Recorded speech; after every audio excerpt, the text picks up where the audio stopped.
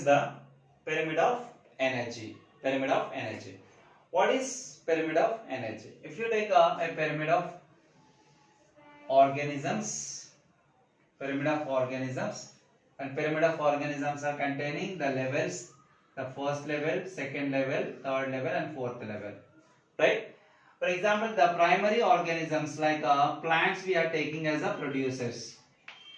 Plants we are taking as a producers, and insects are the primary consumers, and lizard is the secondary consumer, and we are taking a bird as a tertiary consumer, right? In a pyramidical structure of organisms and interrelationship between organisms, regarding the energy present in the plant, for example, the energy present in the plant, 100% energy present in the plant body. And how the plants are acquiring energy? Actually, plants are living organisms.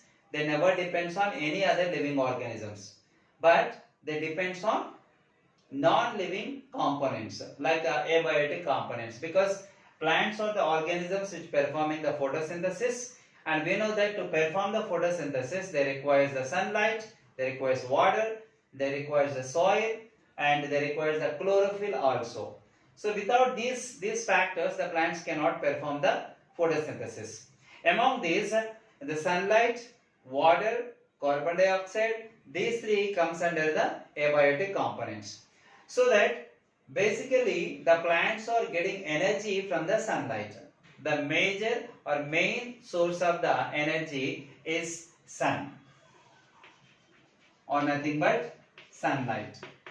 Sunlight is the source of energy. So what the sunlight energy they trap, they convert it into chemical energy, and with the help of this chemical energy carbon dioxide is converted into carbohydrate or starch, right? So the plants are comes under producers. They are producing the food material and supply to the entire world. Later, if you see that 100% of energy present in the plant body, if the insects, usually insects are the primary consumers which obtaining food material directly from plants. But when you see that the insects, for example a grasshopper or maybe aphids, if you take an aphid for example for insect, we are taking aphid, right? Aphids are usually sucking the plant juices, So when they are sucking the plant juices, the rest of the plant body is living, isn't it? It's getting only a little amount of energy they are obtaining from the plant body, not 100% energy present in the plant body. So every time from the producers to the primary consumers, only 10 to 20% of energy can transfer. How much percent? 10 to 20% of energy only can transfer to the primary consumers, right? And when insects are eaten by lizard, means primary consumers are eaten by secondary consumers. When primary consumers eaten by secondary consumers, for example, if you take the lizards, when they are eating the insects, the wings,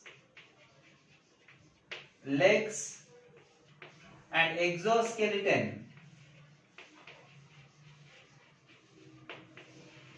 these three things cannot be digested in the stomach of lizard. While lizard is eating the insects, when you see the wings they are separated, the legs they are separated, the body part they can eat. In the body part also they cannot digest all the food materials, the exoskeleton cannot be digested. In the sense of some material will left over in the form of undigested materials, isn't it? So that even though the lizards are eating the insects, the 100% energy present in the insects cannot enter the body of the lizard. And here also we can see that the 10 to 20% of the energy only transferred to the next level, right? And when the lizards are eaten by a bird, here also with the same repeated, only 10% to or 20% of the energy only transferred to the next level of organisms, right? And how the 80% of the energy they are wasted. Out of 100% energy present in the previously existing organisms, how it is not 100% traveling or transferred to the next level, and where they are losing the energy, 80% of energy, where they are losing. They are losing in the form of, when you can see easily by understanding this one. When insects are eaten by lizard, wings, legs and exoskeleton was not eaten by the lizard. So that, for example, out of this 50% of energy is left over. The 100% energy present in the insect is 50% is left over here, right? And remaining 30% of energy present in the body part can be lost by organisms by performing the respiration.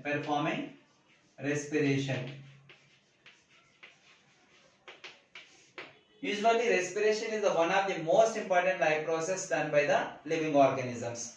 So during the respiration, the organisms are losing a lot of energy, releasing energy. That released energy they are using to make their body functioning properly, keep their body warm, and so many activities are there.